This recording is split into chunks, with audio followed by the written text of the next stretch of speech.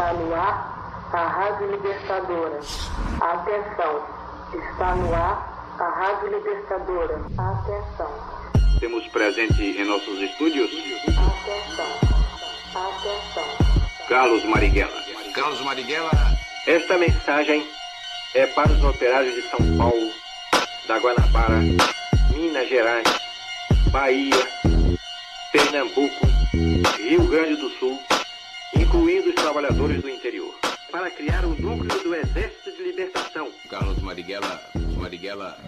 Carlos Marighella. Chefe comunista, crítico de futebol em Copacabana, fã de catadores de feira, assaltante de bancos, guerrilheiro, grande apreciador de batidas de limão.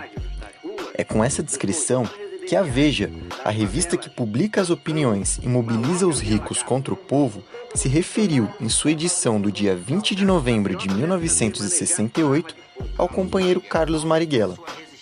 Mas naquela época, assim como hoje, os ricos mentiam descaradamente para manchar a história daqueles que sempre lutaram ao lado do povo, tentando passar a impressão de que Marighella seria um sujeito desocupado e que passava seus dias bebendo álcool em Copacabana. Tudo mentira. Marighella era abstêmio, ele não bebia álcool. Nós produzimos esse podcast justamente para contar a história dos nossos companheiros, e hoje falaremos sobre Carlos Marighella. Carlos Marighella nasceu em Salvador, no dia 5 de dezembro de 1911. Filho de uma família pobre de 7 irmãos, Marighella sempre foi muito dedicado aos estudos, talentoso com as palavras e, desde cedo, desenvolveu o sentimento de solidariedade com os mais pobres. No início da década de 30, Marighella iniciou sua militância política no Partido Comunista Brasileiro, o PCB, onde após algum tempo de atuação, ele já seria preso pela primeira vez em sua vida, o que viria a acontecer em outras oportunidades. Os comunistas nunca contaram com a boa vontade dos ricos para fazer livremente a propaganda de sua ideologia política e de sua visão de mundo, pois ela vai contra o domínio dos próprios ricos. Marighella foi um grande articulador e organizador político, ajudando seu partido a se reorganizar em muitas das oportunidades e muitas das vezes que enfrentavam a perseguição por parte dos políticos dos ricos, que temiam o comunismo e a tomada de poder pelo povo. Marighella sempre esteve comprometido com as causas populares, mesmo sem nenhum mandato na política institucional. Ele era como nós, sem tetos, que vivemos e fazemos a política sem o poder nas mãos, mas com muita organização popular e luta. No ano de 1945, porém, o Brasil passou por importantes mudanças no cenário político. O PCB, partido de Carlos Marighella, pôde sair da clandestinidade em que se encontrava e voltar a ser um partido oficial. Naquele ano, foram realizadas eleições para uma Assembleia Nacional Constituinte, onde Marighella foi eleito deputado constituinte pelo estado da Bahia. Começa uma segunda fase, menos conhecida, mas também muito importante da vida política de Carlos Marighella. O mandato de Marighella e de todos os outros comunistas da época não durou muito, já que o PCB voltaria a ser colocado na clandestinidade em 1947 e os mandatos cassados em janeiro do ano seguinte.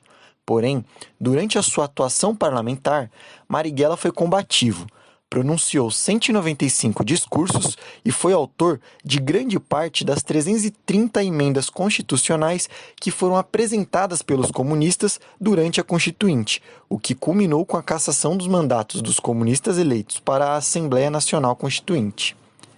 Marighella e seus camaradas do PCB voltariam a organizar o partido e atuar na organização da classe trabalhadora pelos anos que se viriam, em meio a dificuldades causadas pela política interna aqui no Brasil e uma crise do movimento comunista em todo o mundo, com o abalo do regime soviético.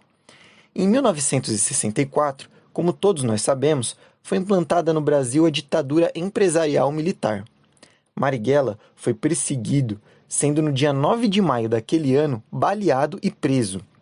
Libertado no mês seguinte, Marighella e alguns outros dirigentes do PCB tinham naquele momento profundas divergências com a linha política de seu partido. Eles entendiam que a melhor maneira para lidar com a repressão e os horrores da ditadura seria organizando a classe trabalhadora para a luta armada, contra o exército dos ricos, enquanto a ala majoritária do partido entendia como melhor tática naquele momento juntar o PCB junto a outras organizações numa grande frente contra o regime empresarial militar. Apesar de ser o dirigente do partido, Marighella entrou em diversos atritos com o Comitê Central do PCB e, no ano de 1967, acaba sendo expulso do partido, movimento que também era da vontade de Marighella, que não concordava mais com as formas de luta e de atuação que o PCB encaminhava durante a ditadura. Em 1968, Marighella organiza o grupo Ação Libertadora Nacional, a ALN, que se dedicava ao combate da ditadura usando táticas de guerrilha urbana. Começaria aqui apenas uma das fases de Marighella, porém a mais conhecida, a de guerrilheiro. Com a ALN, Marighella organiza uma série de ataques com o objetivo de arrecadar dinheiro para os revolucionários combaterem a ditadura, como o assalto ao trem pagador Santos Jundiaí, ou o sequestro do embaixador americano com o objetivo de libertar presos políticos. Uma famosa ação que buscava chamar a atenção da população para a luta contra o regime militar foi a tomada, no ano de 1969, dos transmissores da Rádio Nacional Paulista, uma afiliada da Rede Globo, para a divulgação de um manifesto. Esse manifesto que você ouviu no começo do áudio. Entre outras coisas, o texto dizia, na rádio, que algumas ações contra as redes de rádio da época não foram tomadas por eles, que atuavam somente contra a ditadura e o imperialismo americano. Listava também as prioridades dos revolucionários, que eram derrubar a ditadura militar e anular todos os seus atos, entre algumas outras. Marighella passou a ser considerado o inimigo número 1 da ditadura militar. Em um dia como hoje, 4 de novembro de 1969, Marighella foi vítima de uma emboscada e morto a tiros por agentes do DOPS na Alameda Casa Branca, rua próxima à Avenida Paulista. A vida de Carlos Marighella é um exemplo de dedicação à libertação do povo. Com acertos e erros táticos, Marighella nunca se escondeu, nunca deixou de lutar e não suportava esperar que os ventos mudassem para que a classe trabalhadora pudesse ter uma vida mais digna. MTST, a luta é pra valer. Um bom dia a todos.